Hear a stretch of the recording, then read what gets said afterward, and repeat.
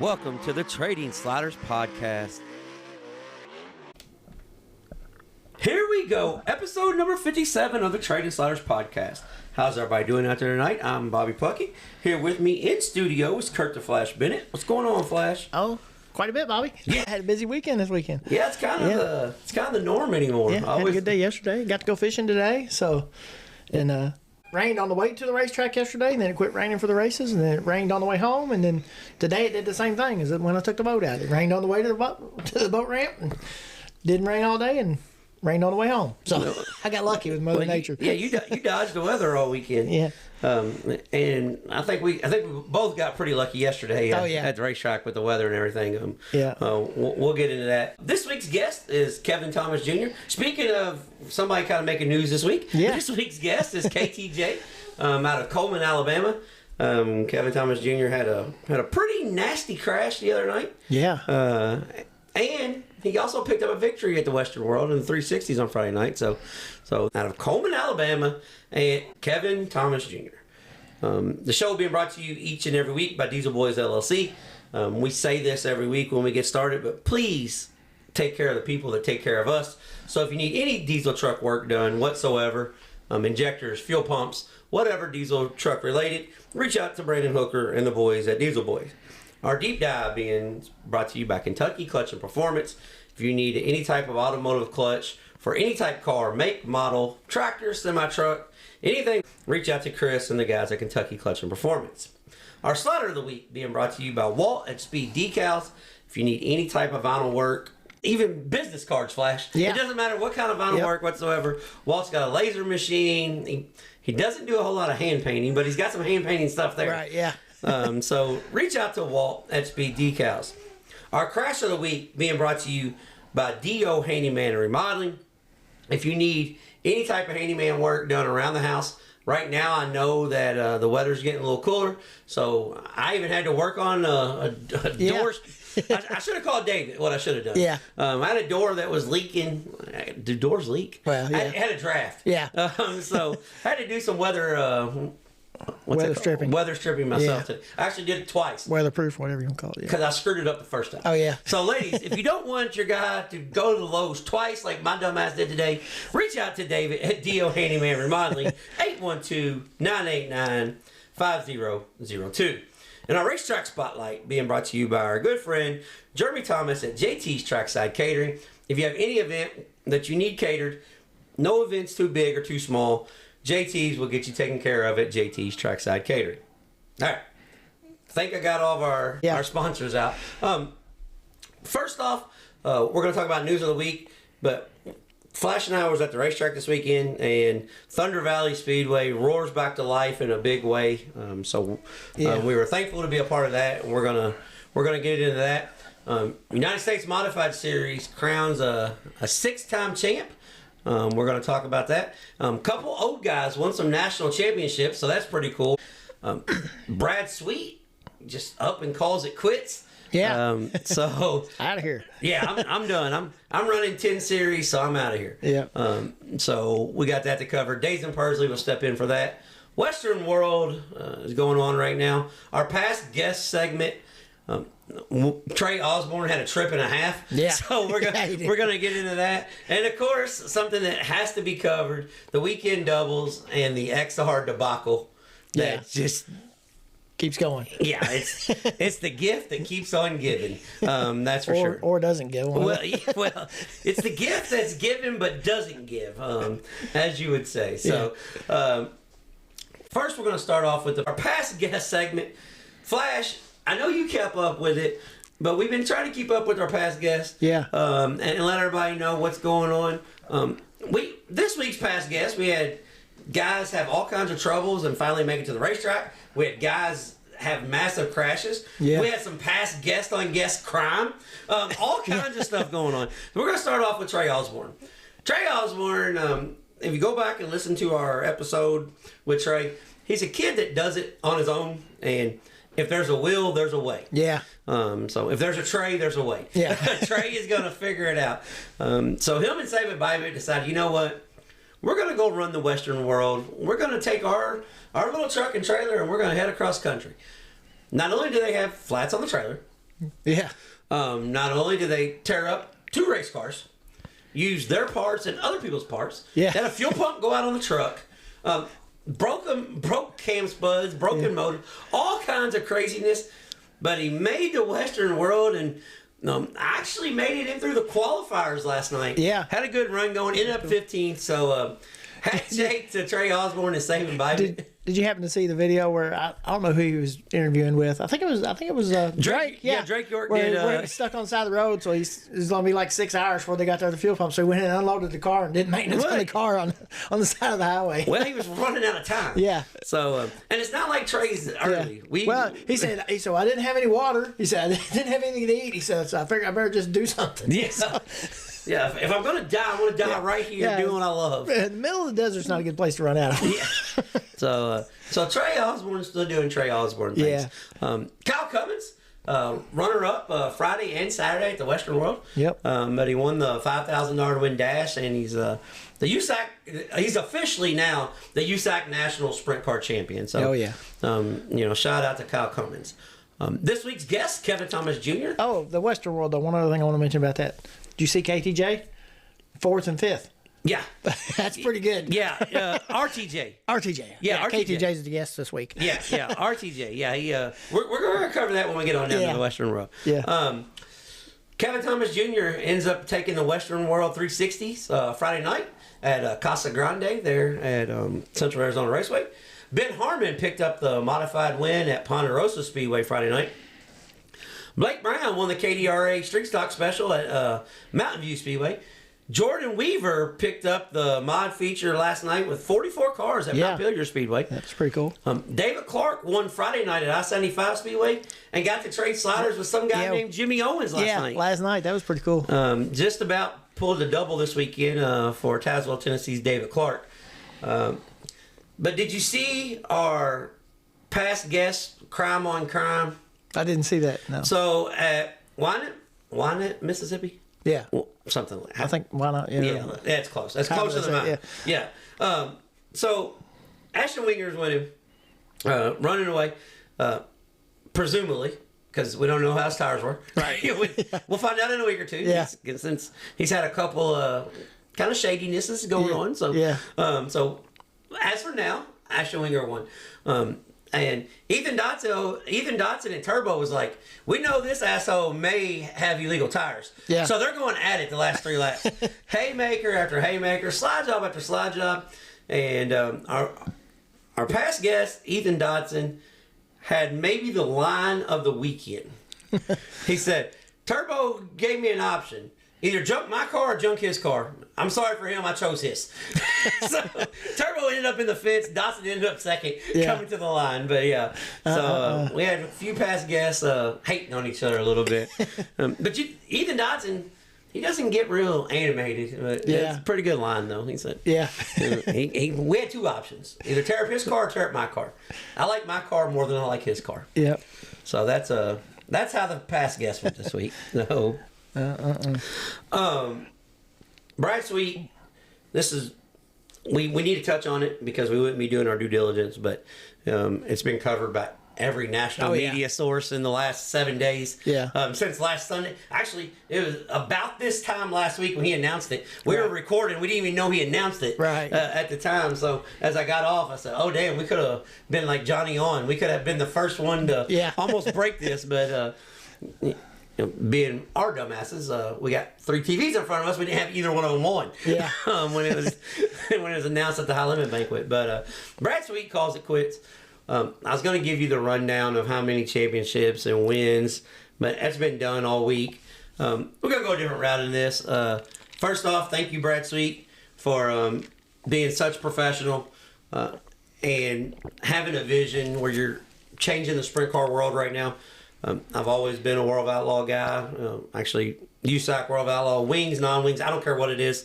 But, Brad Sweet and Kyle Larson have taken sprint car racing to their plan to take sprint car racing to another step is almost unbelievable. And I think the wreck at Eldora, he's just kind of like, I got some young kids. I got these business ventures. because he's been talking about it for a couple of years. I don't know how much longer I'm going to do this.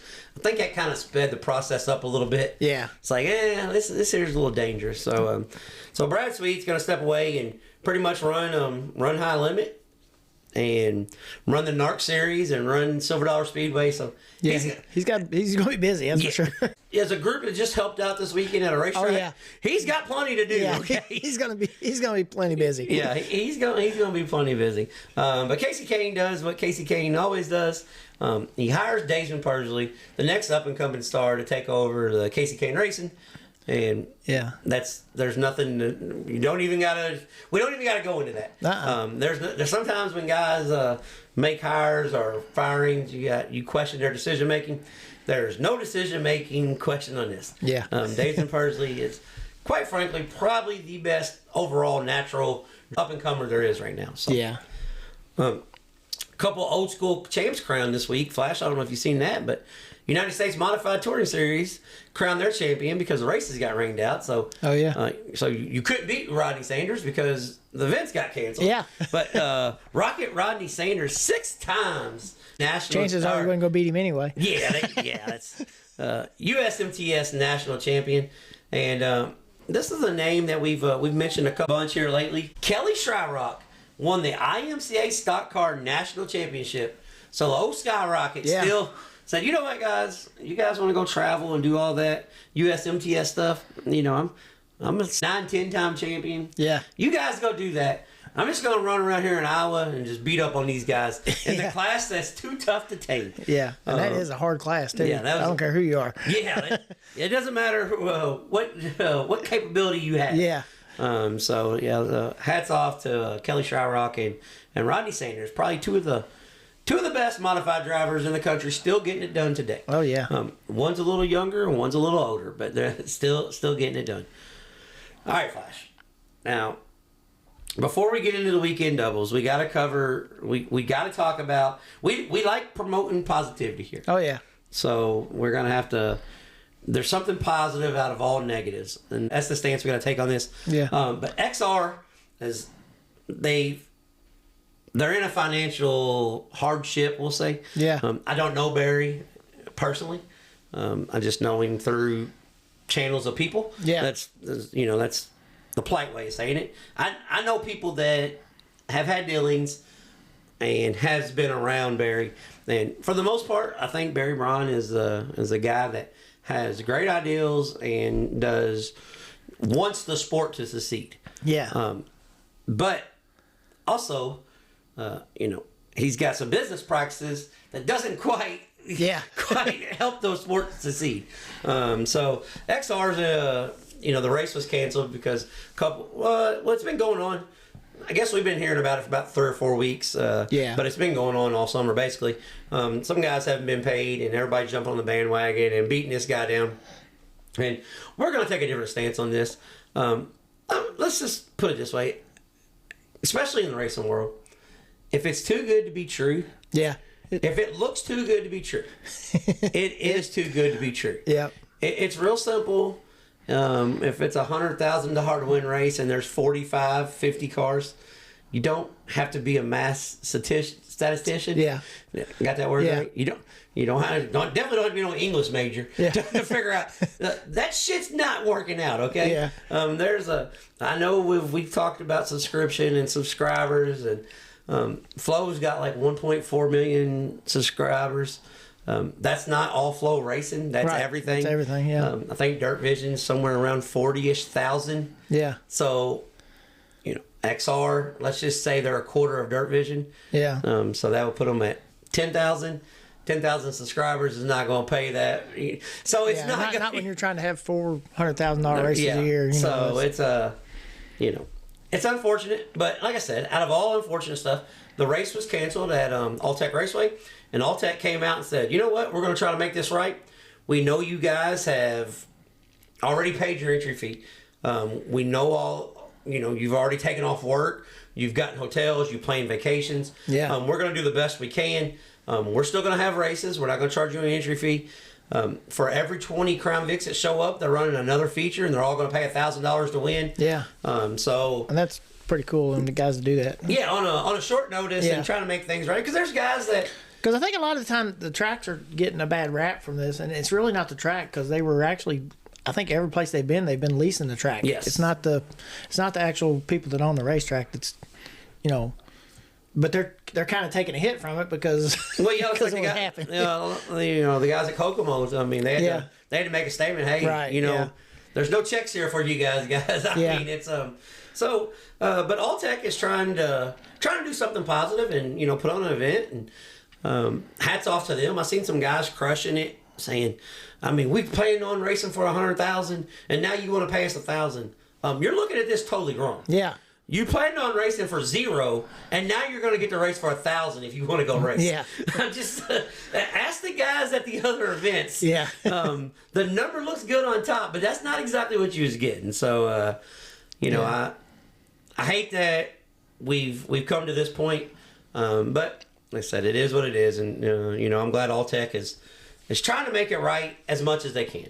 Yeah. Because Alltech could have just said, hey, that's not our doings. So be it. Yeah. Figure it out.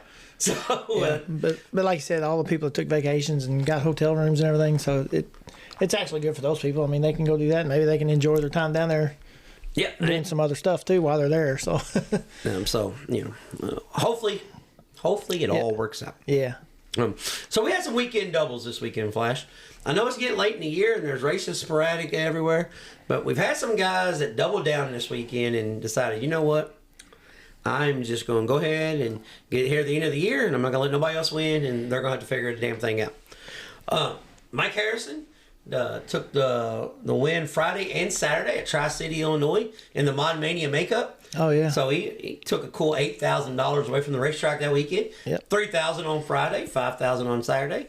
Mike Harrison doing Mike Harrison things. And speaking of Mike's, Mike Marler decided to tell everybody, hey, listen, maybe the thing at Skyline Motorsports was just all screwed up. Yeah. Because Mike Marler didn't wake up and forget how to drive a damn race car. Yeah. He's one of the most hands-on guys there is. So if he's in a car and he can't figure out, and they're not succeeding, he didn't forget how to work on a race car. Right. So I'm just going to say something was off at Skyline. I don't know if it was horsepower. I don't know what it was. But Mike Marler and Delt get back together, team up. For the night the stars came out at Atomic, the Ironman late models, $5,000 to win on Friday, $15,000 to win on Saturday. So the Blue Horn is back in action. Oh, yeah. So Marler's hoping, damn, let's just get this season going. Everybody else is winding down. Marler's like, he's ready to go now. Yeah, let's do this thing. And Logan Seavey, another guy that Kevin Thomas Jr. said in our interview, this is Kevin Thomas Jr.'s words, besides Kyle Larson, Logan Seavey is the dude that can drive anything, anywhere. Yeah. And Logan Seavey said, I appreciate that. I'm glad you guys had some issues with Justin Grant and all you guys had your stuff going on. So Logan Seavey took the win at the Central Arizona Raceway, the Western World, both Friday and Saturday, and pocketed $43,750. So this week's Slider of the Week, being brought to you by Walt at Speed Decals, goes to the guy small in stature but big on performance. Yeah. Logan Seavey. For winning $43,750 this weekend at the Western World. Speaking of the Western World, we're not going to go because we need to do some justice and talk about our Thunder Valley trip. So we're not going to do a total breakdown on the Western World, but there's a couple things I want to touch on. First, the car count was great. Yeah. Over 50 non-wing sprint cars, 410s, and 41 and 44 360 sprint cars. Yeah. So we had close to 100 sprint cars between two divisions ripping around Central Arizona Raceway this weekend. That is cool as hell. Second, major support from the Midwest guys. A lot of local sprint car guys. Harley Burns went out there. Yeah. Kyle Shipley. A lot of guys that run in the Midwest went out and supported the Avante Windows and Doors, Jerry Petty. They've done a ton of work out there, so they went out there and supported that. That was great. Trey Osborne, Save It and Buy It went out and kind of did their own. They They needed a camera crew with them. Yeah. Because they could have. This was Jack Slash Follow the Corn 4. Yeah. If Sean was okay and he could have followed these guys, we'd have some stuff to talk about. There were some big crashes. Luckily, nobody got hurt. Yeah. Some race cars tore up. And last but not least, shout out to Ricky Thornton Jr. Quite frankly, maybe the most talented race car driver when it comes to any division whatsoever. Non-wing sprint cars are hard. Non-wing sprint cars on a big track are really hard. Yeah. And he ran fourth and fifth with, like I said, over 50 cars. And guys that do that every week in a sprint car. So he, Ricky Thornton Jr. doing Ricky Thornton Jr. things. So that's what went on at the Western World. Now we're going to discuss our trip to Thunder Valley Raceway. The Thunder Valley Raceway coming back to life. Yeah. Man, first off, how much fun did you have being back at Thunder Valley? Oh, that's fun. Yeah. How cool was it to see the pits full? Yeah, and the stands full. Yeah, that was awesome. Yeah. So that's probably the most cars I've seen there. I think ever almost. Yeah, I ran an enduro there one time, and so we had like 44 cars. Yeah. So I don't know if we had 100 in the pits. Yeah. I mean, they had some mini stocks and mini sprints and stuff, but right. Yeah, I don't know. I think it was the most that I've seen there too. Yeah. So Thunder Valley Raceway, JT Huffman and I'm gonna leave people out. The flag. We'll just say the flag to flag media guys. Yeah. They put this event on. The Kurt's kind of married into the family. Yeah, so a little bit. So Flash decided, hey, we will help, and kind of got us roped into it. So we helped. When JT and them said, Bobby got the flag though. That was pretty cool. Yeah. So shoulder still hurts. Yeah. Yeah. It's been a long time since I flagged anything that of any matter. Yeah. So, like ever. Yeah. Kind of lied on my resume a little bit, but yeah. But no. So there's 109 cars. Place was packed. Racetrack. We'll start with the racetrack and then let people know how things went on. Yeah. First off, Flash. You haven't ran a caster camera gauge that much in the last 10 years combined, have you? No. Since you started running the late model, you don't really use that gauge that much. No, you don't fool with it too much. Yeah. So Flash had to do like strenuous tech on 109 cars. Yeah. So I don't envy him all for that. I put 7.5 miles on yesterday walking through the pits. Yeah. Well, that's. I didn't put 7.5 miles. No, you on. just stood there. Yeah. But I got tennis elbow. Like I'm gonna have to go get some injections in my elbow. Yeah. But thankfully there wasn't a ton of cautions. No. So racers were putting this event on. The racetrack hasn't been raced on in 3 years. They've done a pretty good job in the last 2 weeks getting it ready. Yeah. Mother Nature decided, hey guys, we're going to see if you guys really want to promote a race or not. Yeah. And dumped 2 inches of rain on it last week. Yeah. After they had it cut up. Yeah. And as much water as we got in the Kentuckiana area, and having non-big tire cars there, yeah, you knew we were going to have something to work around. Right. Yeah. I was talking to Zach Stalker. He did, I think, majority of the track. Yeah, he did most of it. Yeah. And he was saying, "Man, I really don't want it to pill up." And right beforehand, I told him, "Let's take a different approach at this. Let's say that much at the end." Yeah. So because it's gonna pill up. Yeah. We got narrow tires on, front wheel drive cars, Crown Vic, skinny tires. Yeah. So it's gonna pill up. So let's just hope it's controllable. Right. And the guys did a great job. Working on the track, pilling as we had a motocross section going in turn number 1 and 2. So they took the skid steer out there and, took the high stuff off. Did what they could do in the situation that they had. Yeah, they did a really good job for a bunch of guys that haven't never done it before. Yeah, a bunch of rookies. Yeah. So first things on that, I had a couple people reach out to me and tell me that they thought that the program drug on just a little bit as far as like getting cars lined back up and stuff. I'm just going to go to bat.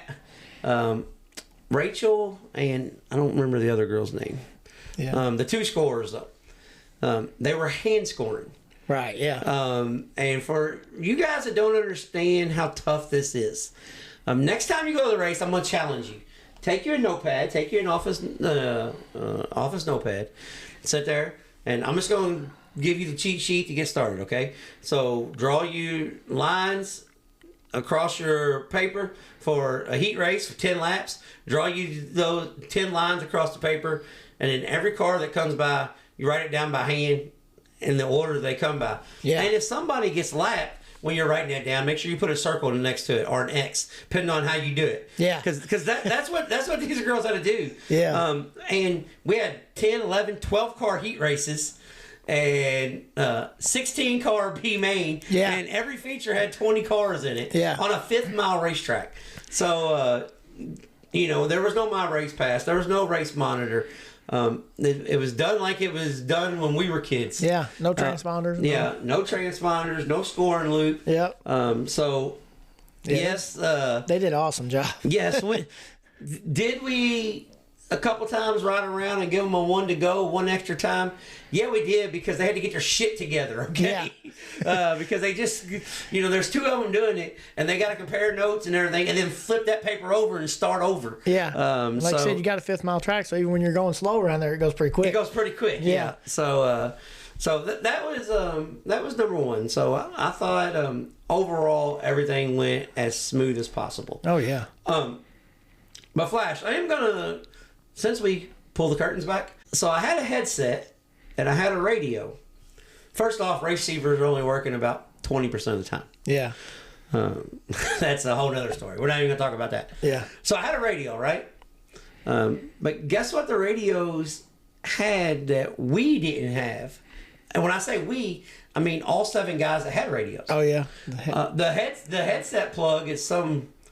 I'm just gonna say, I think JT and them got our radios from China. Temu? yeah, they may have got them from Temu or Shein or one of those. I don't know. Yeah. Or I don't know who donated them. If you did, thank you. We were grateful because it's better than using our cell phones. Yeah. So I had to take the radio. Thankfully, I was wearing a hoodie. Yeah. All right. So I don't know if you even know this, Flash. I had to take the radio, clip it to my hoodie, and then tie my hoodie to my head so that radio is in my ear so I can hear, caution, or we're going green next time by, or hold on a second, we got to get the scoring right. Yeah. Because one time, scoring wasn't ready, but the flagman was. Yeah. So we flashed the green lights and went racing. Yeah. They came down and said, how many laps are left? So then I just knew there was 2 to go. Yeah. I was waiting on the call from you guys. Yeah. So, but overall, it worked out, and it was really great that the community all came together, supported this event. There were so many people that made this happen on their end. Yeah. So I don't even want to attempt to announce the sponsors, thank the sponsor. I don't leave anybody off. But yeah, I mean, just from the people that we dealt with while we were there, the record workers were cleaning up wrecks. We had massive crashes. Oh yeah. A couple cars got upside down. Yeah. And we just go ahead and talk about that right now. Before we go on, our D.O. Handyman Crash of the Week, guy named Chris Helton and the Hornets. Yeah. He did his best impersonation of Rusty Wallace at Daytona. Yeah. Except he did it all in about 15 foot. Yeah. He didn't go very far, but he went fast doing it. Yeah. Rode over. Had to be at least 4 flips. 3 for sure. Yeah. I think it was 3 for sure. Yeah, 3 for sure. Yeah, we'll say 3.5 because he landed upside down on his dome. Yeah. Violent wreck. So our D.O. Handyman Remodeling Crash of the Week. Chris Helton and the Hornets in the feature took a nasty wreck. Had a good sense of humor though. Seen on Facebook, where he said that no matter what the pregnancy test says, he's not paying child support on that U tire, but he did get it hard that night. Yeah. So had a good sense of humor about it. Yeah, that's because a lot of people, could have been upset. And speaking of upset, I know there's a couple guys that were upset that thought maybe they got done wrong, or they were lined up in the wrong position. But guess what? It happens. Yeah. It was racers putting on an event, and trust me, there's so much going on in a situation like that. Even if they wanted to screw you, they couldn't. Yeah. there's so much going on. So, but overall, it's a good time, and I want to give an extra shout out to our D.O. Handyman Crash of the Week, but David with D.O. Handyman Remodeling. Kurt took care of some bicycle giveaways for the Trade and Sliders podcast. Yeah. So we were able to give some bikes out to the kids. David stepped up and bought another bike and brought there. So we were able to give away four bikes on our behalf to the kids because it's about kids. Yeah. So we're thankful for that, and we're thankful. They were just giving so many racers donated T-shirts and stuff. Yeah. They were giving out. It was a great event. Yeah. Like I said, was the racetrack perfect? No, but I think that's what made the racing good. Yeah. Because I don't know how many people that showed up, listened to our show that showed up, but we appreciate every one of you that. Yeah. If you showed up because you heard it from us, we appreciate you showing up because it was awesome to see the stands full up there. I took some pictures and put on Facebook, and when I took the pictures, it was actually Bobby's first time flagging up there, so that's why I took the picture. So the stands only look like they're half full, but that was the first hot lap session. That's what I said. But when race time come, there wasn't hardly a seat left in the stands. Yeah, it was pretty awesome. And overall, all the races were good. The scrapper race ended up being 20 laps instead of 40 laps because of just honestly safety. Yeah. Only half of the lights are working, and if all the cars were white, it would have been okay. Yeah, but I think they were all black except for two. Yeah, and they were maroon. Yeah. Yeah. So the scrapper, but they got paid good money, and they got to run a 20-lap feature just like everyone else. So so it worked out good. Yeah, so it worked out. Everybody had a good time. People were having fun. Will McRoberts took the pure stock feature win. Yeah. That was a really good race. The 105 car, I forgot his name. I don't know what his name is either. He's from Bedford or somewhere, I think. Yeah, he's won at Kokomo, Paragon, Lincoln Park this year. Yeah. And he was doing all he could to win at Thunder Valley as well. He went full sin on the last lap and looped her around. But Will McRoberts took the win in that. Jeffrey Kramer took the win in the Crown Vic. Had guys racing all over the place for this. He was patient. Just said, you know what, guys? You guys go battle it out, and hopefully you guys will take care of each other. And guess what? They did. So hats off to Jeffrey Kramer for taking the win. And he also told me, listen to us every Monday night at work. So, that's cool. So we got a fan there. Yeah. I said, you can't find nothing else better to do. but no, hats off to him. And Josh Arthur took probably the best race of the night was a Hornet race. Yeah, it was pretty good, and Josh Arthur took the win in the Hornet race. So all the races were really good. And I don't know which Cox won the. I think it was Wesley, but I don't know. There was like 4 Cox in the scrapper race. There I go. There's a bunch of them. Yeah. There was actually 22 of them in the scrapper race, but there was 4 of them that drove the cars that said Cox on the side of it. Yeah. Let me rephrase that. Yeah. But one of them won. So I done put my foot in my mouth there twice. So but overall, a good trip. Oh yeah, it was good. It's good to see the community come together, like I said, and everybody show up. And what was cool is we went out to eat afterwards, and I think half the people that was at the racetrack that night was at the restaurant we went to. Yeah, that's well. Now, this event was put on. Like I said, JT. People reached out to JT and said, "Hey, can you put on an event because we want to show the fair board that this is going to work?" Because there's a guy that tried to put on an event a couple months ago, and it wasn't very successful because. Right. Honestly, he even said he didn't really know what he was doing, but he wants the racetrack there because he's a local business guy and he knows, business comes in the city of Salem because of that. Right. I hope the people at the Washington County Fairgrounds looked at this and said, hey, if done right, this can succeed. Yeah. Because I know we had stock cars there, but that might be the best mini sprint track in the country. Oh yeah, when it's right. You got a cushion, you run around bottom.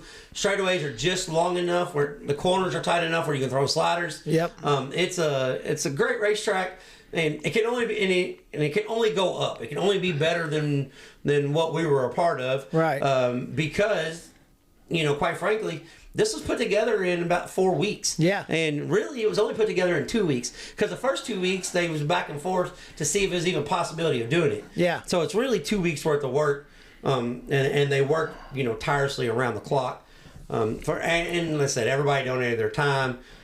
It was just... People donated equipment to use to get the track worked in. It was just awesome how many people came together to do this. Yeah, it was about the best case scenario for. It's kind of like the Woodstock of a racetrack. Yeah, yeah. Everybody's just going to make it happen, man.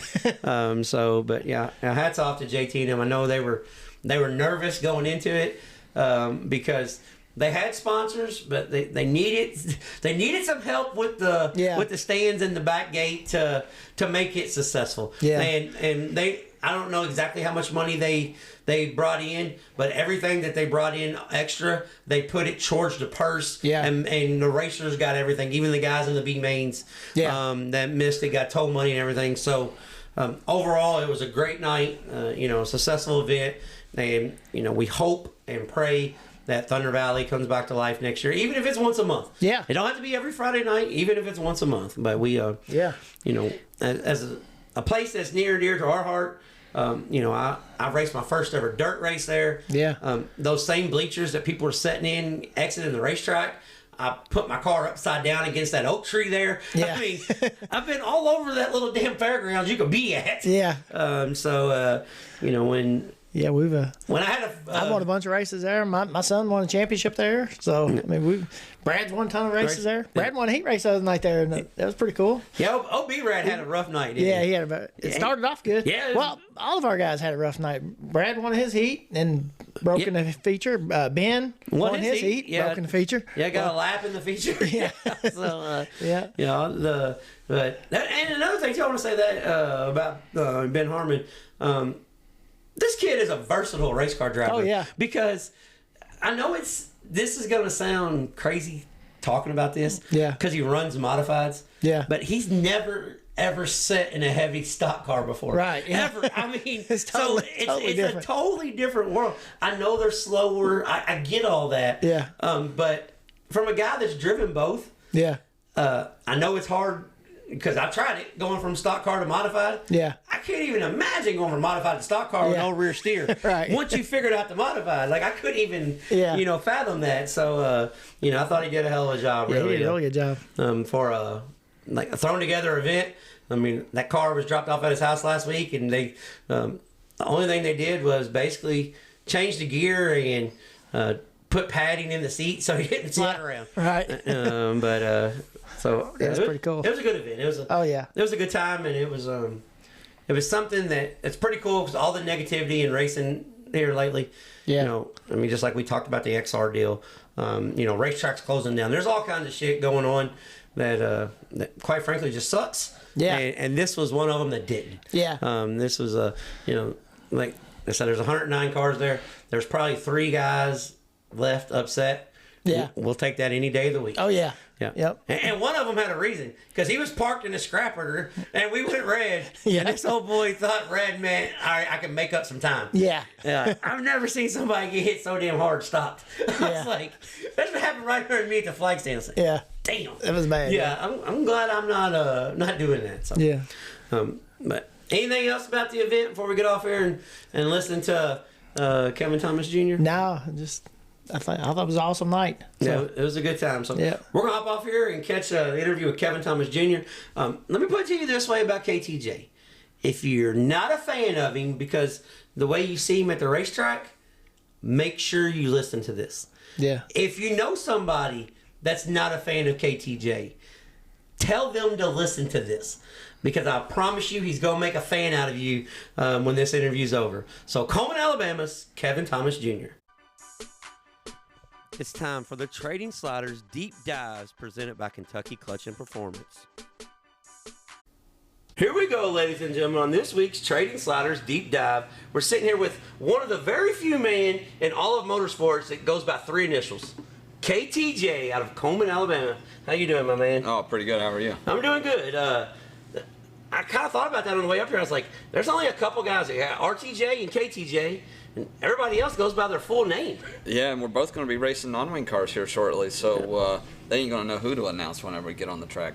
When you throw him an elbow, you just move out of the way, fender guy. I don't know. They're rough and rowdy, man. Yeah, well, I don't know if I want to scrap with RTJ. Yeah, but he's about your size, so you'll be okay. Yeah, he looks meaner than I am.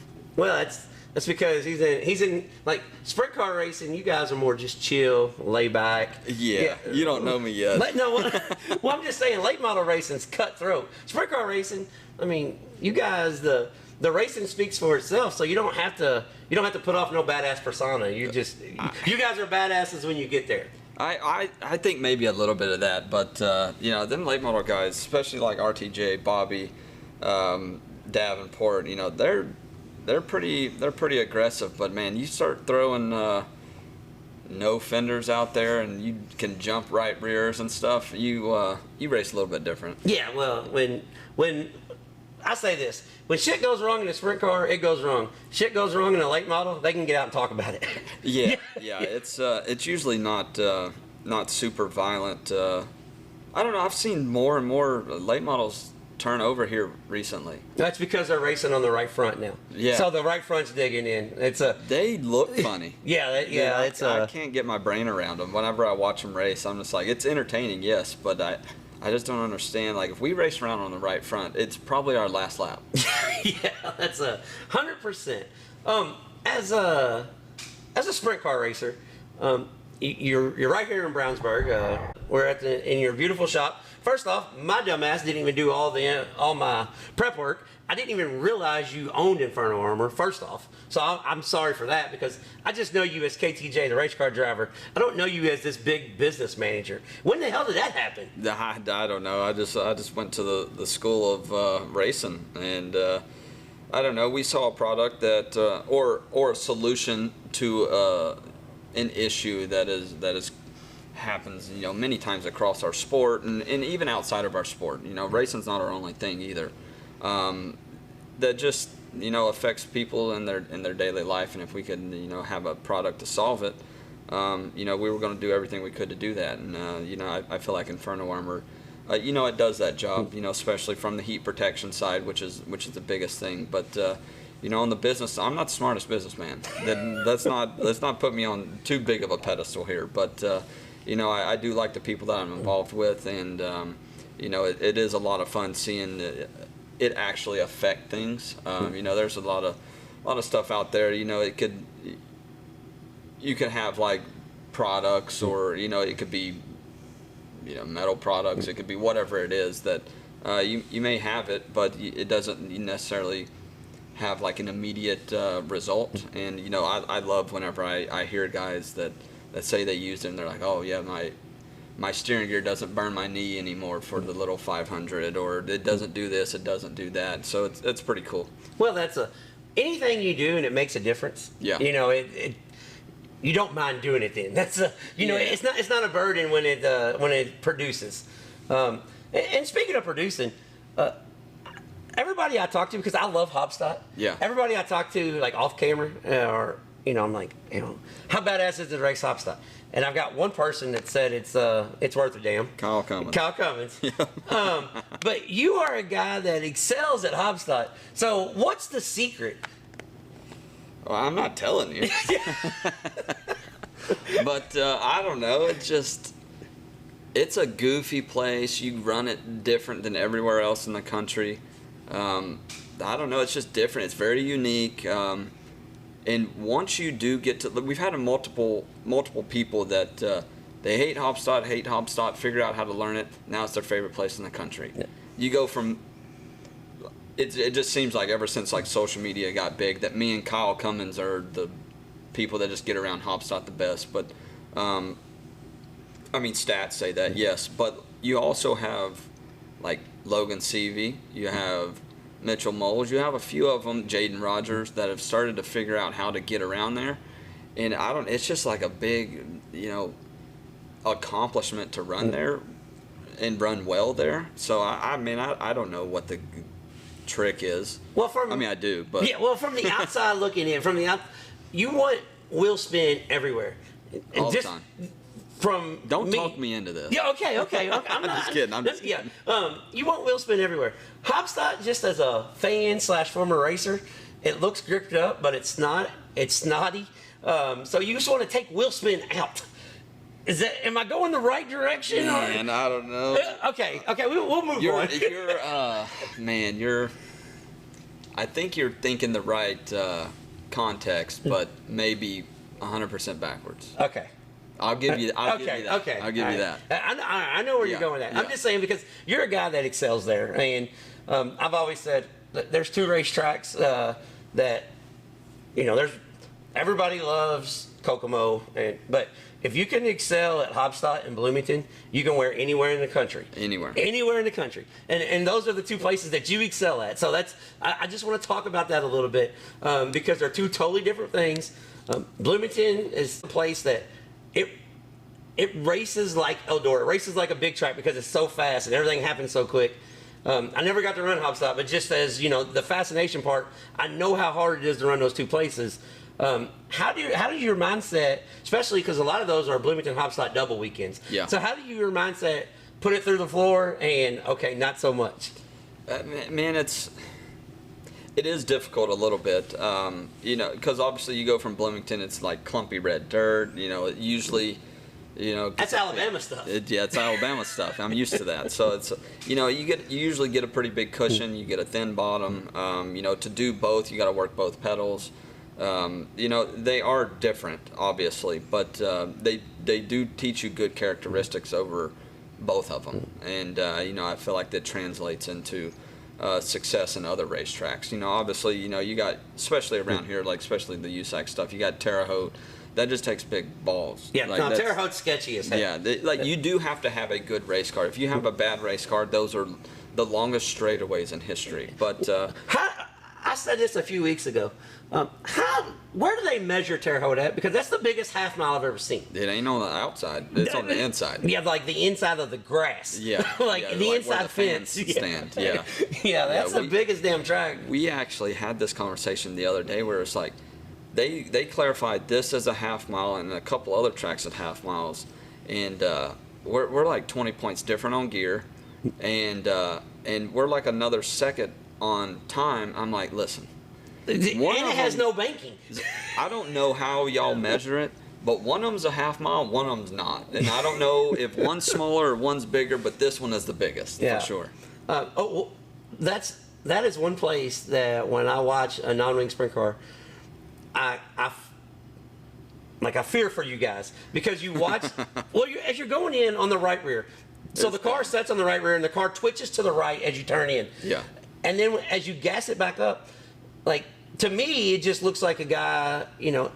Like it looks like that would be easier to run with some juice. Because if it gets slick, once it twitches, then you're kind of like on a free side, a slide the whole way. I could be totally wrong, but just watching it, I'm thinking, man, I know it's big and I know it's fast, but man, you want some water on this damn thing, because if not, I bet it's really tricky to drive. Honestly, and one of the people, I guess 2 people do it probably the best at Terre Haute with it being either heavy or rough and choppy, and it's probably Ballou and Stocking. For whatever reason, Chase Stocking gets around Terre Haute when it's rough and choppy so good, and it has for a long time. But you think that until you drive off down into turn 1, and you're like, you know what? Honestly, if this thing was a little slicker, it would make my feelings a little bit better about this. That's just because you're getting a little older. No. People say that. I know. It's an easy thing to go with. But man, people say, oh, it's because you're getting older. I'm like, no, because it's just because I know what it's about to do. Yeah. And I'd like to live here. I don't want to jinx myself, but man, I don't even know if I should say. No, you're good. Just leave that one out. But I've never crashed super hard at Terre Haute, and generally run fairly well there. But heavy Terre Haute is your worst enemy. Yeah. 100%. Well, I get that too. I'm just looking at the driving aspect. Yeah. It seems like it would be easier to drive, and then once that car just starts that slide, you almost can't get out of it because the straightaways are from here to Indianapolis. Yeah, it's a long way, and we always joke about we just don't want to end up about a quarter mile away outside turn 1 and 2 is a Chick-fil-A. Yeah. And we always joke, we just don't want to end up at the Chick-fil-A. Well, that's you could. You could, and Brady almost did. Yeah, he tried. Hell, I was there when I think it was a Midwest Sprint Car Series when Cummins cleared the wall in the pits and actually landed in the staging lane, not the pit road, like where you guys staged over Yeah. on the other side. I mean, I was like, Jesus Christ. Yeah, when you start flipping there, it stops when it wants to. Yeah, you don't have no say so on no. that. As a guy that has spent his whole life, well, not his whole life, you've done some wing stuff, and we're going to talk about that, but a non-wing guy, because when you started running USAC, you guys had to run pavement and dirt. So I know you're a dirt racer. You're dirt to the bone. Do you miss the pavement stuff a little bit at all? I got in the year after they went both. Okay. So I never had to do both in order to run for the whole thing. Because I started in 2007. So I want to say it was like a year or two after they went from that. And I don't know, like, this is going to hurt my buddy's feelings so bad. One of my good friends is Cody Swanson. But man, I hate pavement. Yeah. I just, for what the race cars are, I just don't enjoy it. And that's just a me preference. That's nothing against it, because I know that they do put on good racing. Hell, I even go to, I don't race the little 500, but I'll go to it because it's a hell of a race. And I don't necessarily enjoy it that much now. Well, that's, to me, Probably because I'm not good at it. well, There's also that. Yeah, well, I mean, if you I don't if you like su- to lose, if you so I'm suck not gonna- if you suck at something, you're usually not gonna like Yeah, it. I don't play pickup basketball. Like, I'm 5'5". I ain't going. You're like, you're not putting me in the post, bro. It's not happening. No. Well, because I enjoy pavement midgets. I do enjoy the They midget. are cool. I do enjoy that. The sprint cars and even the Silver Crown. I'm not. I mean, I don't hate them. I just rather not. I mean, I'd rather go to Circle City than Raceway Park. I don't hate on me. I'm just that guy that let's go get a sketchy curve and throw bombs. That's more my style. Honestly, man, like a pavement, it just depends on where you're at, I guess. Like I would watch a pavement sprint car race at Anderson. I mean, it's tight. You got to use the bumper a little bit. You got to use some strategy, especially during like the little 500. And then like a pavement midget race at IRP. I mean, it looks like damn Daytona. It's just like you got cars 4 or 5 wide. Yeah, the night before the 500, They put on a good show. They always did. I actually missed it. Yeah. I missed the pavement midget racing. I know we still have it, but we don't have what we had. I do miss that. But when you decided to go run wing sprint car, please tell me it was just for the money. The money aspect. Don't tell me that you wanted to go, because that's gonna break my heart. I'm gonna ruin your day. Okay, go ahead. It wasn't really for the money. I honestly enjoy running them. I enjoy running them. I think it's a different, and obviously it does pay more. Yeah, we can like bicker back and forth of like what does what, but they're a fun race car to drive. Okay. And that's.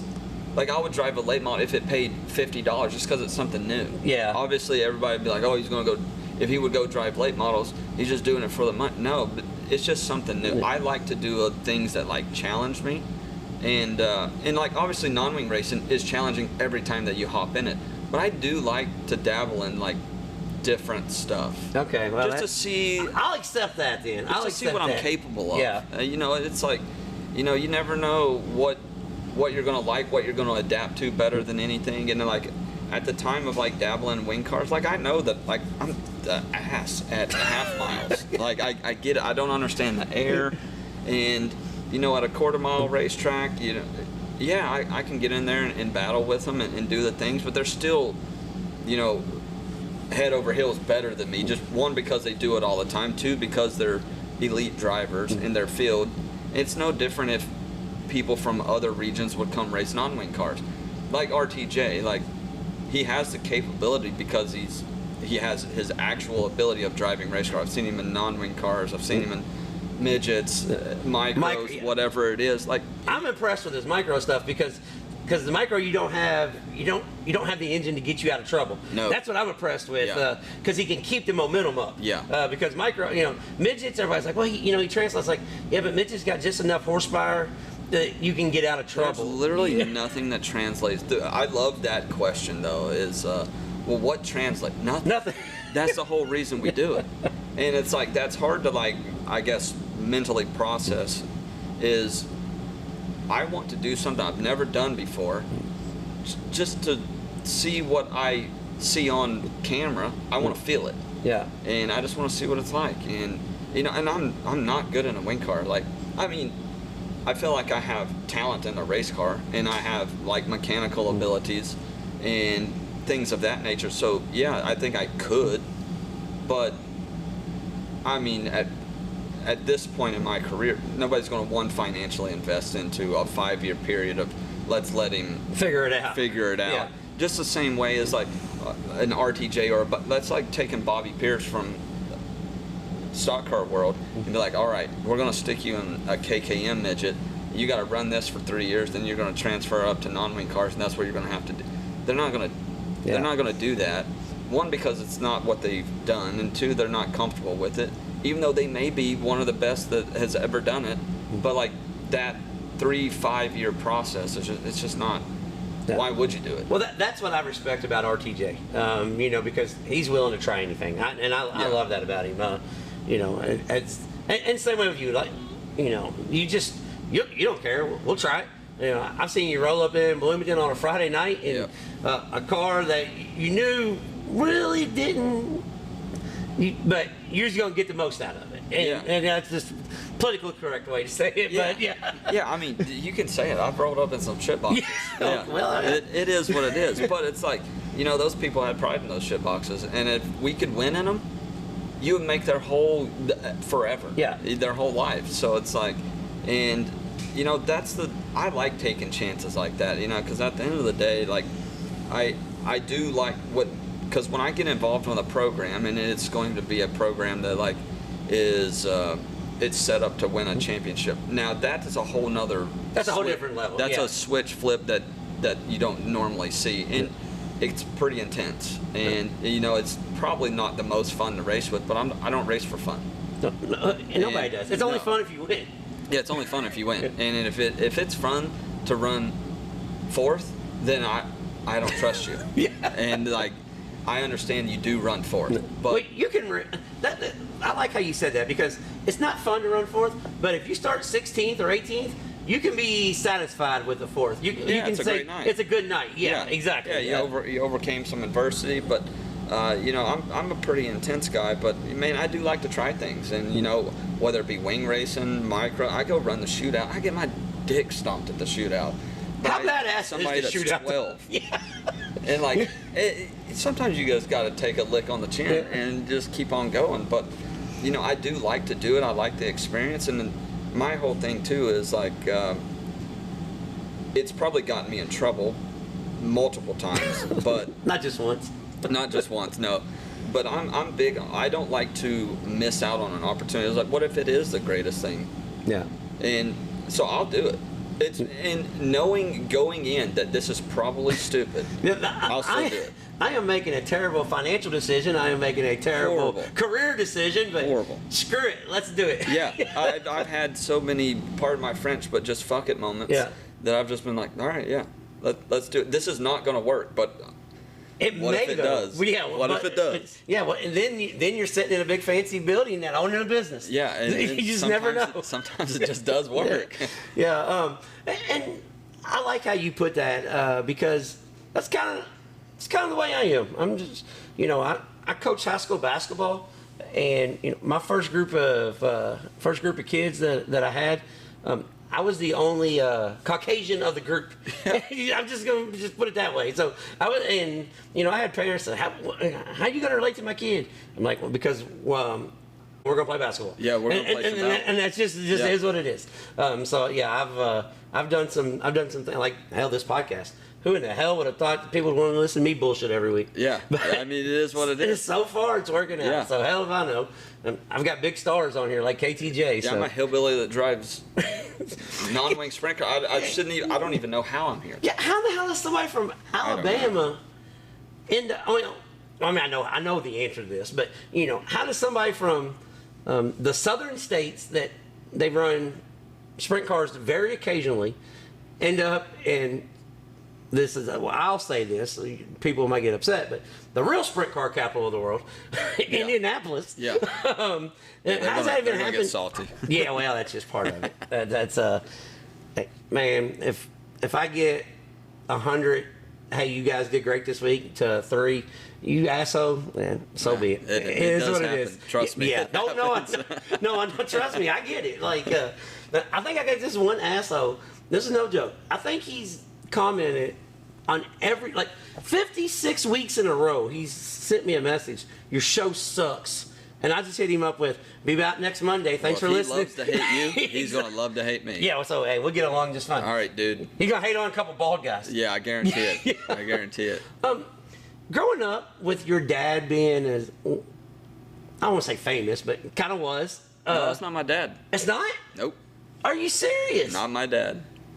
Jesus. Kevin, he's from Alabama, but he's from Mobile, which is, if you don't know your geography, probably that guy that motherfucks us every week. Yeah. So, he's from Mobile, which is very tip southern. Yeah. It's like down by the beach. And I'm from North Alabama. And yeah, I've been through there 1,000 times. Yeah. He's not my dad. No. Oh my God. No. So here I am. I didn't. He actually got my first USAC check sent to him because they thought I was just kidding. Well, at least I'm not the only one screwing it up. Which was a B main check for $50. It wasn't that big a deal, but he did get it. You earned that shit though. Oh yeah, I did. I ran 12th in that B with the best of them. See, here I am screwing all kinds of shit up. Now, that's how. You're not the only one. I'm glad because I haven't had that. You haven't had to put that out a week. Okay. So it's perfect. Well, right on track. Well, here's the thing. So much for that whole, how was it living in... Now what are you gonna do? So much... All right, we'll gloss right over that shit. It's kind of what I do. I'm the most unprofessional professional, so we'll just... I like it. On to the next one. With a guy that's being so hands-on... See, I can delete that shit out, though, if I need to. Yeah. If you don't want people to know who your dad is, I mean... No, I kind of like it. Okay. With a guy that's being so hands-on, and you run for 2 or 3 different teams, how do you put yourself in position to work on everything, give input on everything, run your business? I mean, you're wearing a bunch of hats. How in the world do you make it happen? Because, I mean, just like as I was rolling up here, you're across town, working on shit. So how do you make it happen? Oh, I don't know. I mean, I'm bald. I'm used to wearing hats. I'm with you, bro. So, I don't know. I've just done it for a long time. Honestly, with the race team that I race with now, Rocksteady Racing, today's actually, I don't know when this is going to air, but today is my my car owner's 75th birthday. He's cooler than shit. His name's Hank Byram. Their shop's like 2 hours away from me, an hour and 45 or whatever. But being a little hands off, I think has done me a little bit of good, but also in the same sentence, maybe not. I like to be super hands on.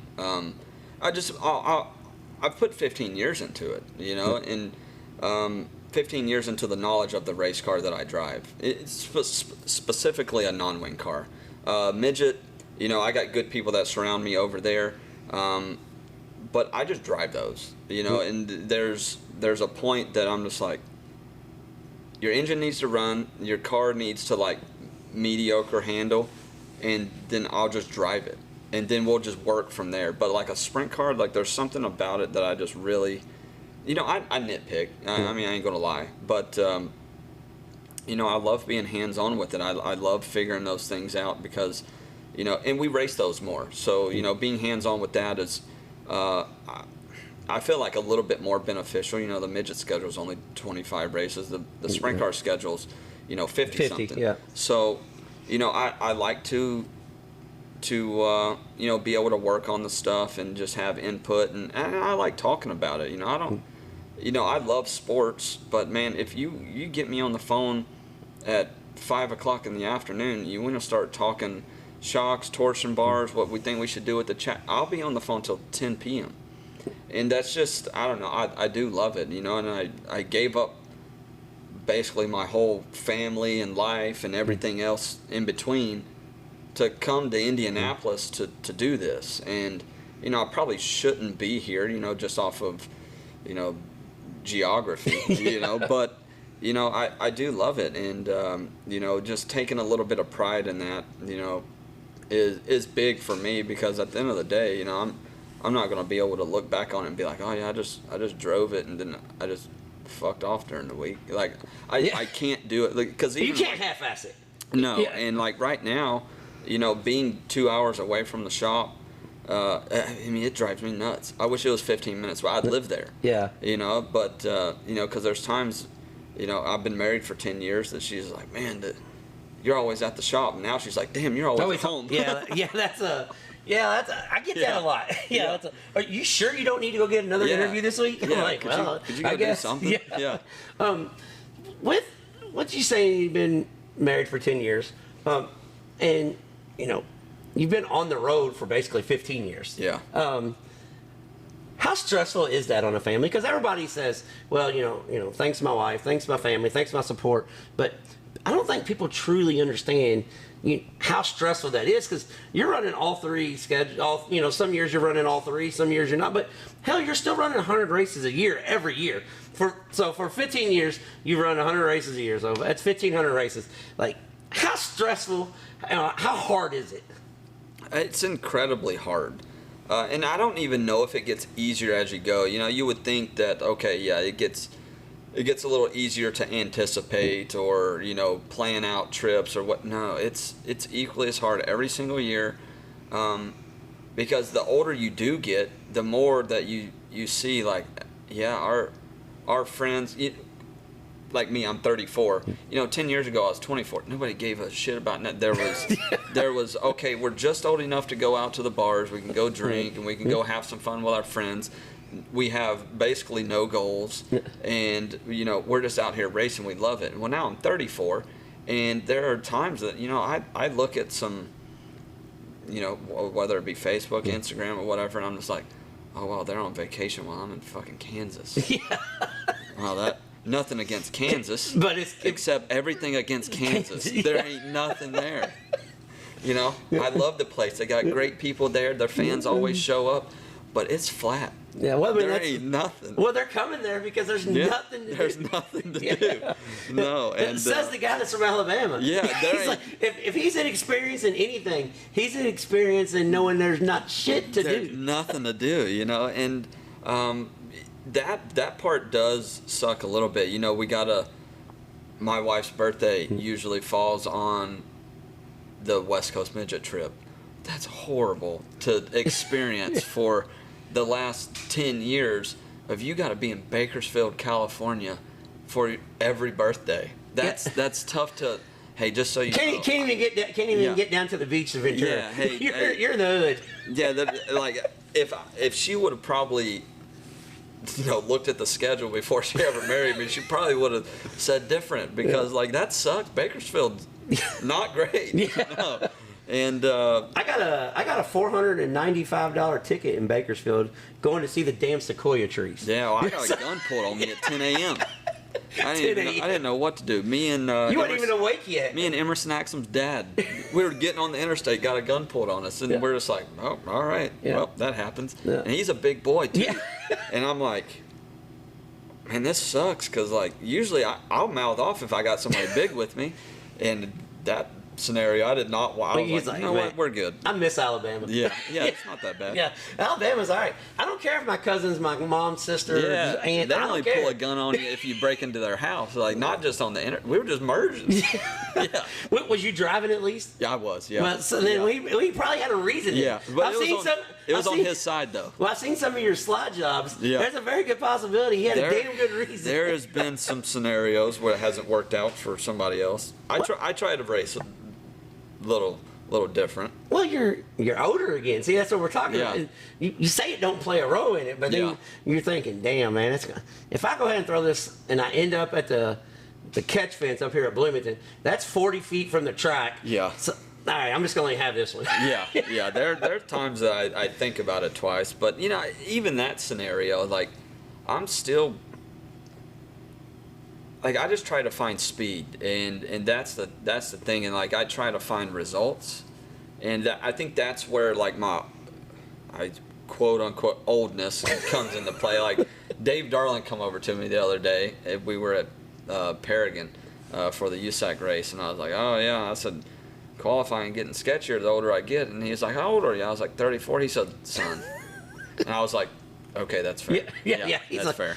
He's like, Dave was like, at 34, not only was I racing 100 nights a year, I was drinking beer till the next morning. Yeah. You're like, okay. That generation was built different. But, Yeah. you know, we got to get back to that. You know, we got a bunch of sissies these days. And we got to, like, we all look at the late model guys like, oh, look at a bunch of nope, that's the way it's supposed to be. Yeah. We're supposed to get out there, we do wild shit on the weekends. We're supposed to be wild. Well, I think, honestly, I think that's where the sprint car, I guess, I don't want to say. We're prima donnas.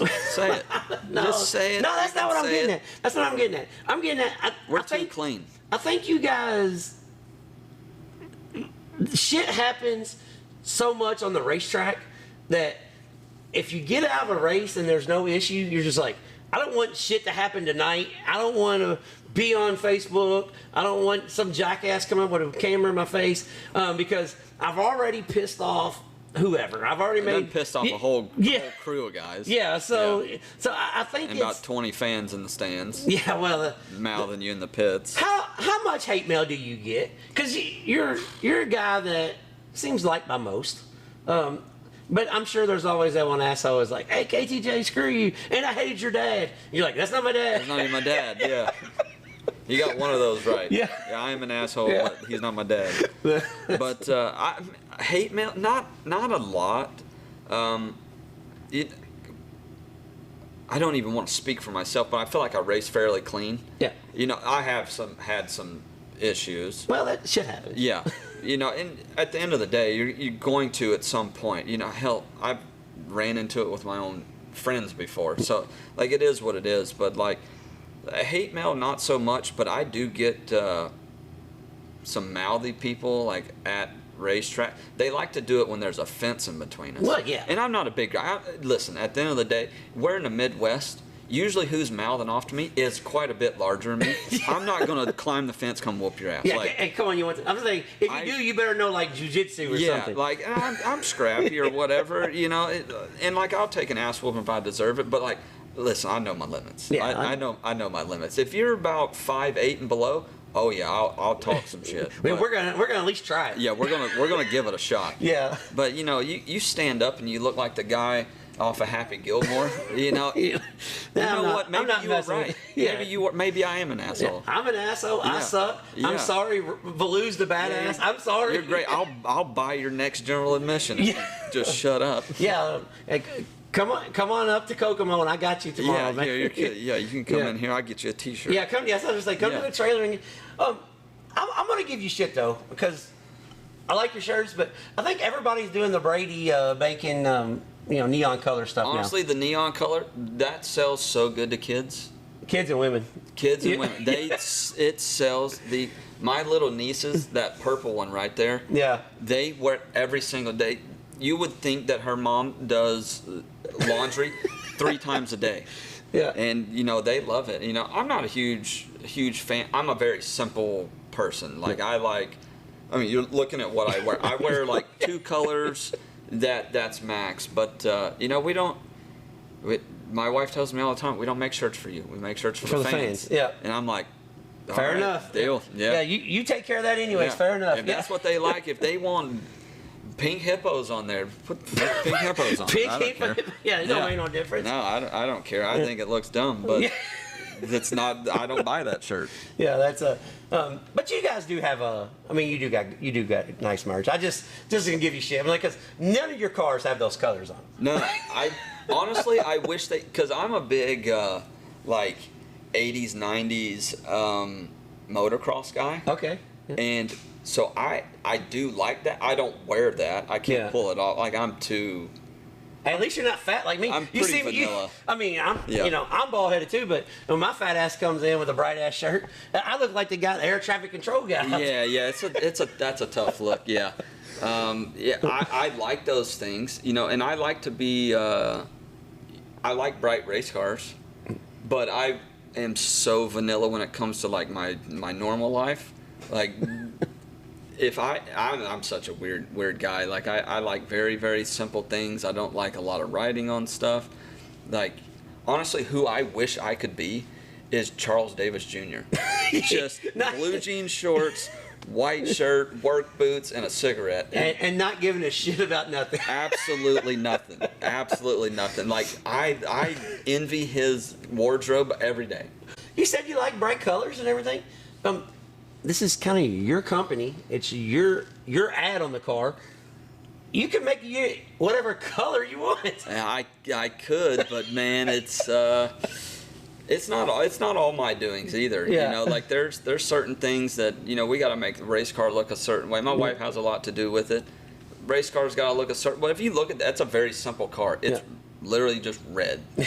And you know, but we got to make some stuff that sells and that shows up well. And you know, my car owner too down there, you know, he's from North Vernon, Indiana. I'd assume he's not a big bright orange guy.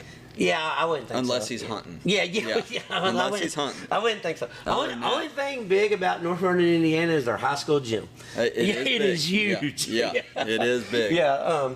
One thing though that I want to just kind of talk to you about just a little bit though, when you do decide, because I know you love racing, when you do decide, okay, this is it. I'm not going to do this no more. What's the plan? Are you interested in being a driver coach, a mentor, a crew chief? I mean, what? I mean, I know you got the Inferno Armor and you're involved in the sport, but what is the actual end all be all? This is my goal. I mean, honestly, I would like to run a program for somebody. You know, I'm very, very organized, very attention to detail guy. And not a lot of people see that either. You know, they don't see me. This is also why they think I'm an asshole. They just see the little prick version. Yeah, they see me from hot laps till the feature, and if I don't, like a little kid, if I don't get my way, if I don't win, I'm pissed.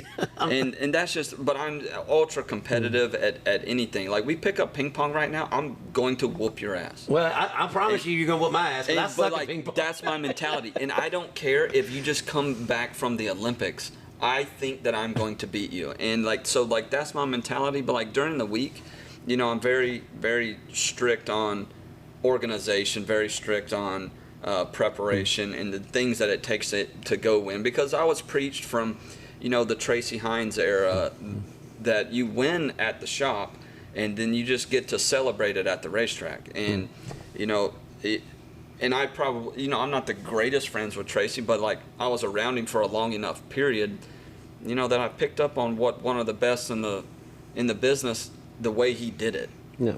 And you know, I was also surrounded by Bubby Jones and, you know, Davy Jones and that whole family. That whenever you talk non-wing sprint cars, that's maybe not the preparation side, but like the mechanical side. So like I just try to merge a bunch of shit into one and make it a full thing, you know. And you know, I've ran my own race team before, and I felt like we had, you know, really good success whenever we did do that.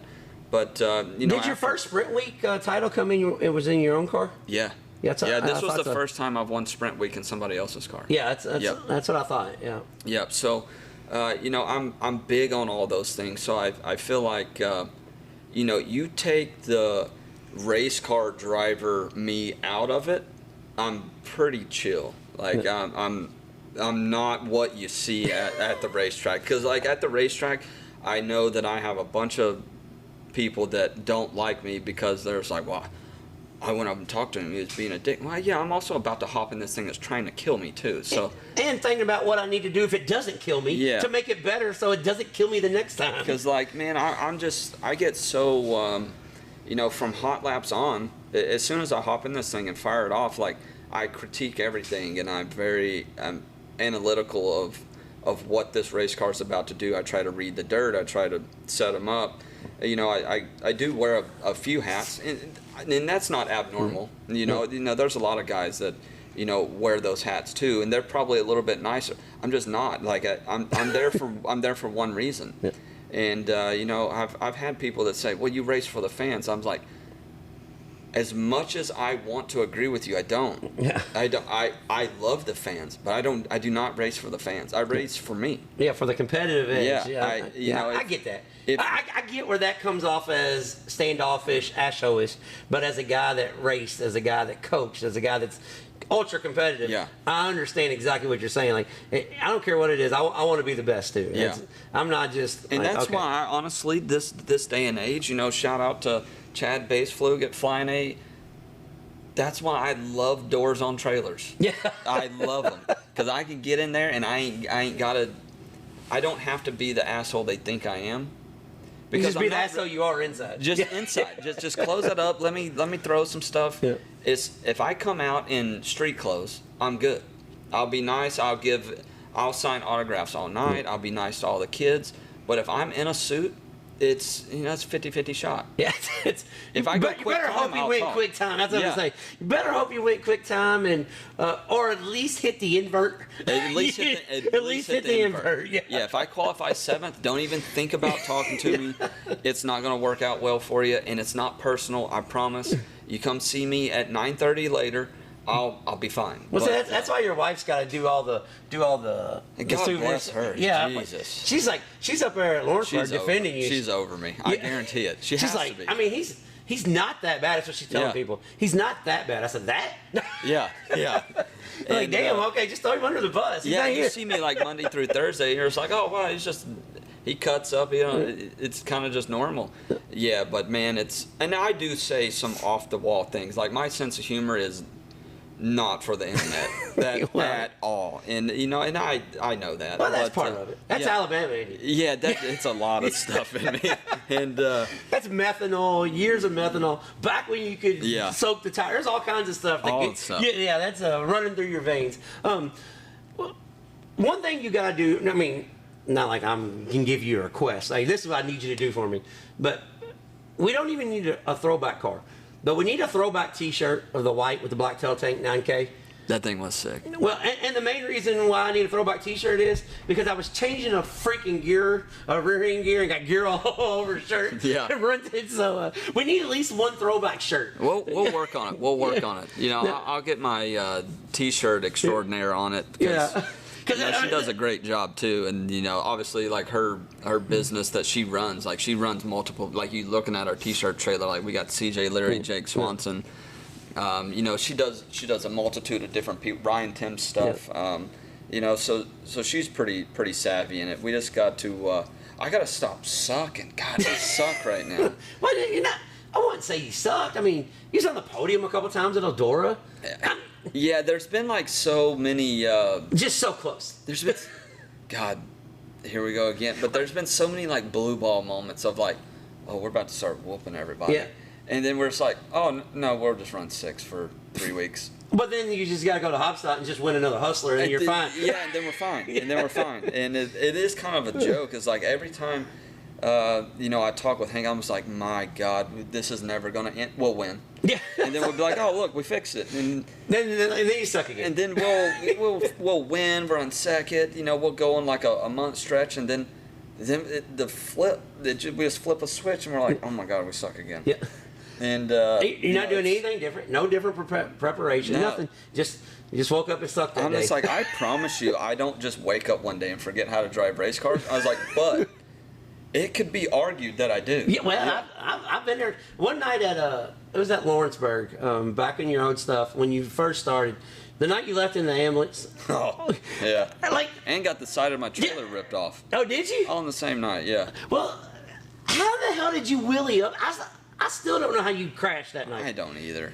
Because you got on the right, because you pogoed off the right rear. Like, how the hell does that even happen on the start? Man, that era of me was just, well, I didn't race very much before that. Like, I raced probably 15. That's because your dad didn't take you racing. Yeah, I raced like 15 micro races, and I'm like, yeah, perfect. I'm moving to Indiana. The way that we even got a sprint car is like we used to always buy our stuff from. We bought our Stealth chassis. We bought these cars off of Kevin and Sammy. Well, we were just like at West Memphis, and we were thinking about maybe a Wing 305 because that's where the the sprint car come from. Yeah. Is my dad is from Memphis. He used to always go with my grandpa to West Memphis. That's where they started. One of the top 10 badass racetracks in the country. I absolutely love the ditch. Sick. I love the ditch. It's sick. I know it gets some bad rep. We got catch fence, bleachers falling through. Yeah. But when the race cars hit the racetrack, there's not many that's better than that. We got a bad catch fence, but we run racetracks with no catch fence. Well, what the hell is the difference?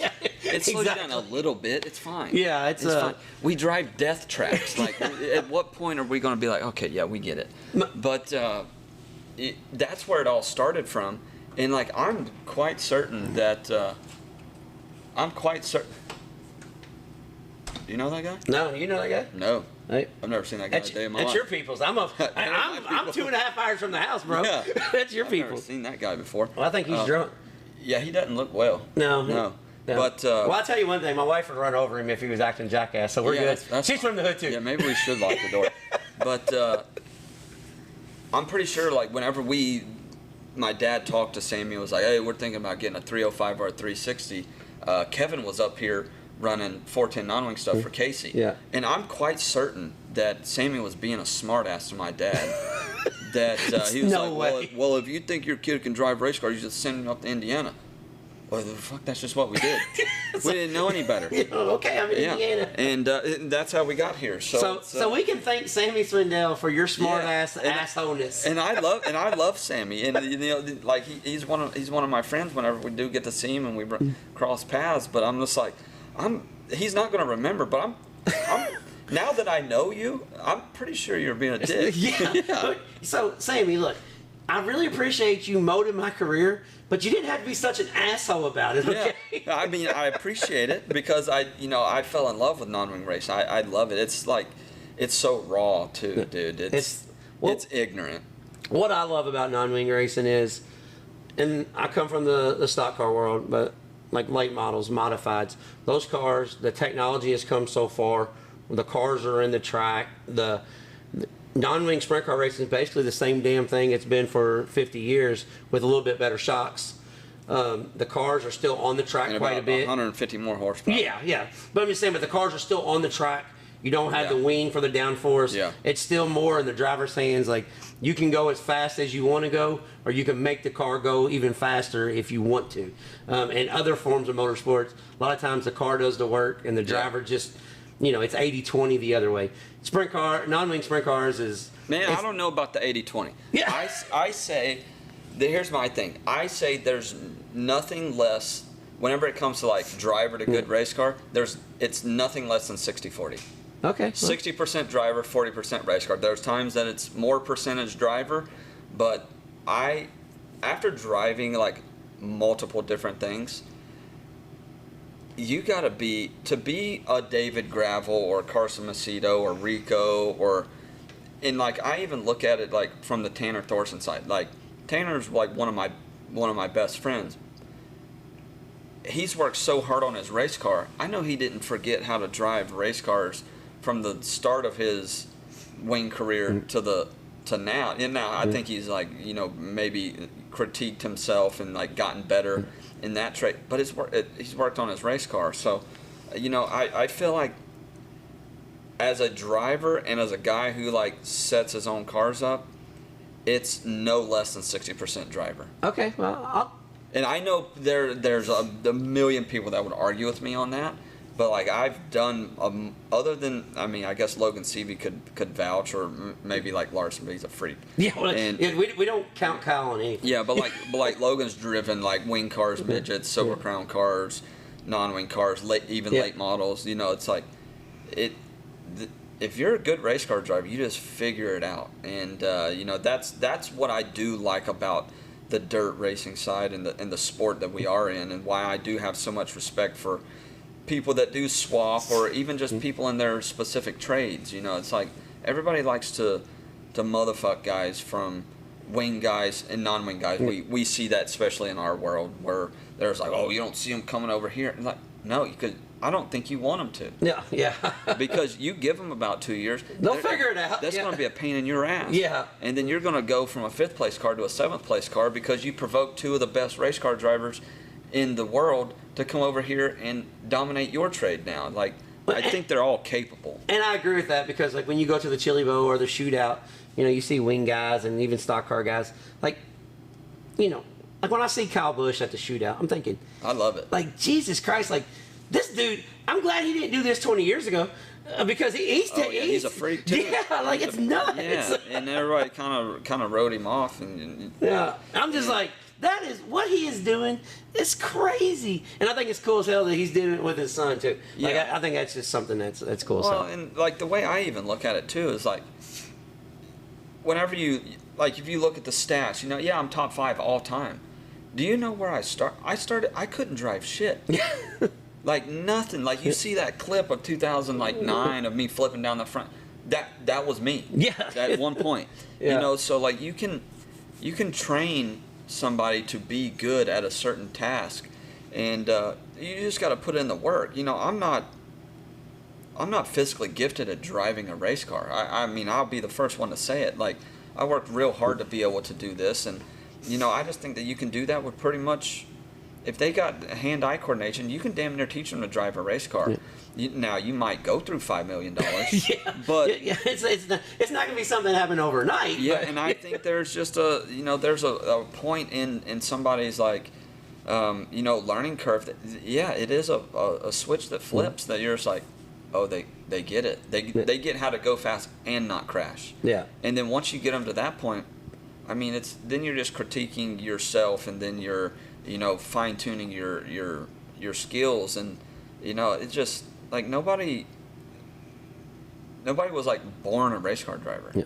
It's like being a bull rider. No, you're just dumb enough to get on that fucking thing And get back on it, and get back on it. and get back on it, and get back on it, and train and train and train Yeah. and train. Like, you don't have to be like some freak of nature, like athletic person to, ride a bull or to even play multiple sports. Yeah. Like you go across like all kinds of stuff. You ever seen a wide receiver throw a football? It's embarrassing. Yeah. It's horrible Yeah. technique. It's all these things. So it's like, it's just critiquing your trade. Yeah. And you hope you don't wake up and just not suck that next day. Yeah. Sometimes you just gotta wake up and hope you don't suck. That's so I could keep you here all night because I love this shit, but I don't know if they want to listen to two assholes forever. So Man, yeah.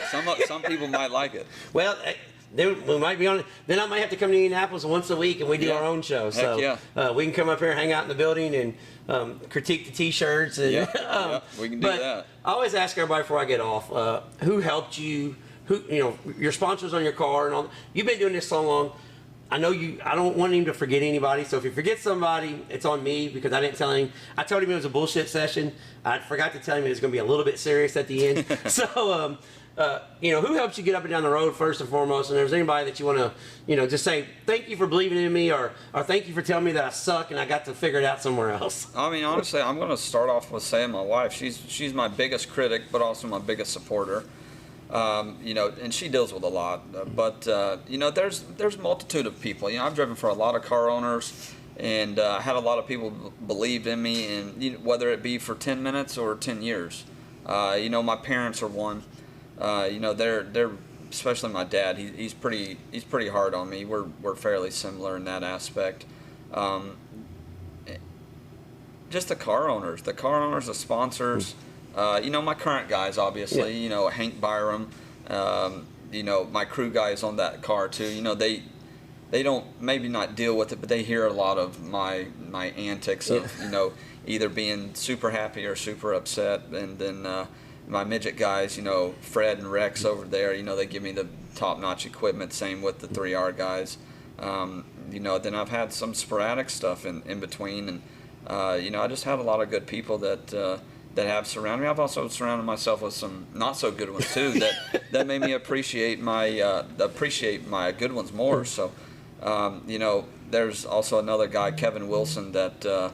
Was the blackjack guy that the first 9K that allowed me to get started, obviously, and there's just a bunch of people that along the road have either given me one advice, two advice and financial stability, and then there was a time that it was just me, and then that was it. But I feel like in those times when it is just you relay back to information that those people that took a chance on you have given you, whether it be advice or whatever it is that gets you through a couple dark moments in this racing community and racing world that you never think you're going to get out the other side of it, and then you do. I've had plenty of shit years, and I've had plenty of good years. So that's much appreciation to all those people that either talk me off the ledge, or even just you get down to photographers that you see every week, people that you see every week that give you a pat on the back when you win, that also give you a pat on the back whenever you run 15th. So it doesn't go unnoticed. I'm not the best at I'm not a very affectionate person, so people think, oh, he didn't notice. Like I do notice, and it's appreciated. Well, from driving ship boxes to the very top of the game, top of the line equipment, business entrepreneur, race car driver, race car lover, just absolute good guy, nicest asshole you'll ever meet. How's that? I've been told that multiple times. Yeah. Like I'm fine with it. I'm fine with it. We'll put it on a shirt. We'll put it on a next colorful shirt with all kinds of neon colors for it. With rainbow hippopotamuses. Yep. Nicest asshole you ever meet. But KTJ, we appreciate you taking time out, especially since you're about to head out west and be on the road for a whole nother month. So we appreciate it, and thank you. Yep, no worries. Thanks for coming up, and hopefully that guy that shit talks you every week gets a kick out of it. Eventually he's not gonna like getting called out. Exactly. Yeah. He's probably a nice guy. He probably about every other week I do this. I'll just throw it out there like, hey, jackass. Yeah. Nice guy. All right, Flash. That was Kevin Thomas Jr. out of Coleman, Alabama. My dumb ass didn't even know he owned Inferno Armor when I went up there. Oh, yeah. So I'm meeting him at the Inferno Armor building, and I said, man, it's awful nice of your sponsor to, let you have the building tonight so we can record this. He goes, yeah, I talked to my wife and she said it was good. I was like, oh, okay, shit. So much for doing my research on that one. Yeah. But yeah, went up there and hung out with KTJ. KTJ is in the heart of motorsports, Brownsburg, Indiana. Yeah. Here we go, inside baseball again. We seem to find our way to Brownsburg, Indiana quite a bit. Yeah. To do a lot of these interviews. His area that he is in, Flash, there's race car drivers everywhere. It's like Amazon for sprint car, drag racing, IndyCar, midgets. It's all right there at the same property.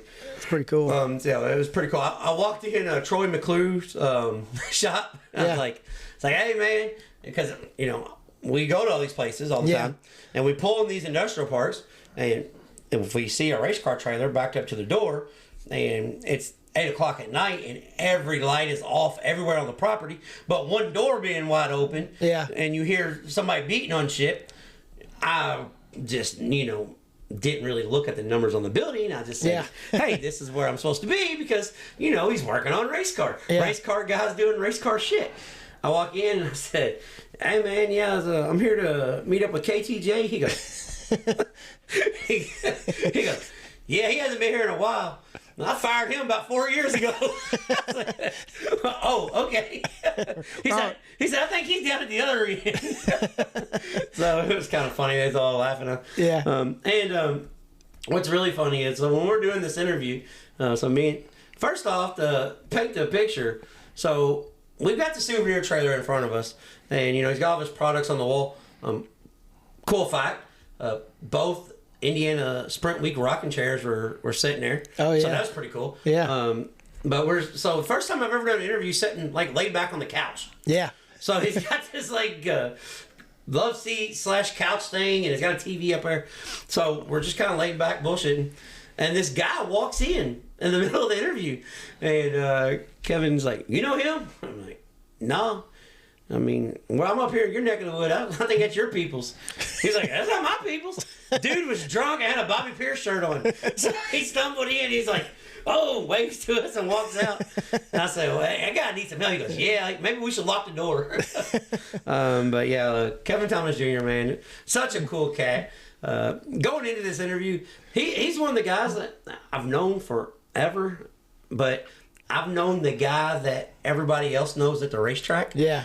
I haven't known this side of him. So he's a podcast listener, and I think we've got some guys in our circle that's kind of saying, hey, you might want to go hang out with these guys. They're pretty fun. Yeah. So he kind of knew what to expect. Yeah. You know, I didn't really, you know, my sense of humor, my brashness didn't affect him none. He was ready to bring it. So, so we had a good time. It was a really fun interview up there. It was it was one of those things that going into it, you don't really know what to expect, because he does kind of get a, you know, and he talked about it. He kind of got a prickish, you know, attitude, but cool cat, man. Cool dude. He's one of those guys that said, you know, I don't know if I can say this on your show. And of course, I told him, you can say anything on my show. I don't care, man. It's your sponsors, and hell, you drive for your sponsor. It's you, so you can say whatever you want. Right. He said, you know, I'm one of those guys that look at something and goes, yeah, this probably ain't gonna work out, but fuck it. Yeah. I said, well, I appreciate you coming on the show, man.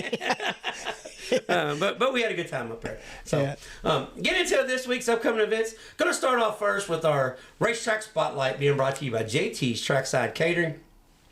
Supposed to be a 2-day show. Got condensed a little bit. Going to be a 1-day show now, but still worth the trip. So if you got nothing going on this weekend, the weather's supposed to be halfway decent, and you want to go see Beale Street in Memphis and go eat some good barbecue, go to Lawler's Barbecue. Yes, that Lawler, Jerry the King Lawler, right there in Memphis. Hang out in Memphis, spend the day with your wife, your significant other, or leave your wife at home, take your girlfriend, whatever you want to do. Check out the Bass Pro Shop there. It's really cool. Yeah, check out the Bass Pro Shop. We got all kinds of stuff going on, but this week's racetrack spotlight is the Ditch Riverside International Raceway in West Memphis, Arkansas. 3rd mile of just badassness. Yeah. This one is in my top 5 out of all the ones I've been to. There's no place like Riverside International Speedway. It's one of the only places I've ever been where they've got pre-made fences made, because they know they're going to tear the fence down sometime during the night. The fence is getting tore down because they run all over this joint. Yeah. It's gumbo clay out of the Mississippi River. Yeah. I mean, it's got a little funk to it. The dirt smells when you walk in. Yeah. The bleachers are sketchy as hell. Yeah. They're high, they're tall, they creak, they bend. Some of them even had yellow caution tape on them. Don't park right out of turn 1. Yeah, turn 1 behind the tree is not a good place to park, because your wife will tell you when you're pulling up, do not park here. And you say, we're behind a tree, what could go wrong? Except for an axle flying out of a sprint car, and it stirred up some rocks maybe and knocked the damn windshield out while we was there. Yeah. Possible. But Ricky Stenhouse, Jeff Swindell, Sammy Swindell, the rough and tumble, hey, we'll just race and I'll bust you in the mouth on the front stretch. It happens right here at one of the most badass racetracks in the country. So the king of the ditch. It was a $10,000 win show last year. It's a $5,000 to win, 360 sprint cars. They're running street stocks and front wheel drives with it. So if you're in the area and you can make it out to West Memphis, Arkansas, Riverside International Speedway for this week's Racetrack Spotlight, being brought to you by JT's Trackside Catering. If you want to stay closer to home here in the Louisville area, on Saturday night, Lake Cumberland Speedway has a $10,000 to win unsanctioned super late model race. Saturday and Sunday, if you want to head south a little bit, at East Alabama Speedway for the National 100, Saturday and Sunday, $30,000 to win for the super late models. Yeah. $5,000 win for the 604 late models. $5,000 win for the 602 late models. Guess what else they're running, Flash? You guessed it, more late models. I was going to say, another division of late models. For $5,000 to win for the limited late models. Yeah. All that going on in East Alabama this weekend. I know a couple of our past guests, and Dylan Baldwin and Ashton Thompson. And shout out to Dylan Baldwin. Just seen this right before we got on. Ran his very first non-wing sprint car race today. Ran 4th at Circle City Raceway. That's pretty cool. First time ever in a non-wing sprint car. So Dylan Baldwin pulled the wing and stuff off and took his 305 and raced with the Steel Block Series. Hey, that's pretty cool. Ran 4th up there. So, but the Cowboy Classic going on in a place that we kind of like. The Carolina Sprint Tour is putting on the Cowboy Classic, $4,000 to win Friday and Saturday at Beckley, West Virginia. Yeah. The 305 wing sprint cars will be flying around the Speed Palace there at Beckley, West Virginia. Yeah, that's a fast little place right there. Yeah, that's a real fast place. Yeah. And the final, and I know I said we're getting closer each week. Yeah. But this is the final non-wing sprint car race in the Midwest. Saturday at the Red Hill Raceway, the Midwest Thunder 410 sprint cars. It will finish up the Midwest Thunder Series. They will be at the Red Hill Raceway in Sumter, Illinois. And I think they got UMP modifieds and street stocks on the card as well. And the World Short Track Championship going on at Charlotte. Modifieds, crate late models, 602 late models, 604 late models, pro mods, front wheel drives, street stocks, thunder stocks, hobby stocks. Yeah. 10 classes at the Charlotte Motor Speedway. That will be on Dirt Vision Thursday, Friday, and Saturday. And this is also coming up on Wednesday. If you have nothing going on Wednesday night and you're at home, turn it to Dirt Vision because it is the final Wednesday night race of the year. From Millbridge. At Millbridge Speedway. Yep.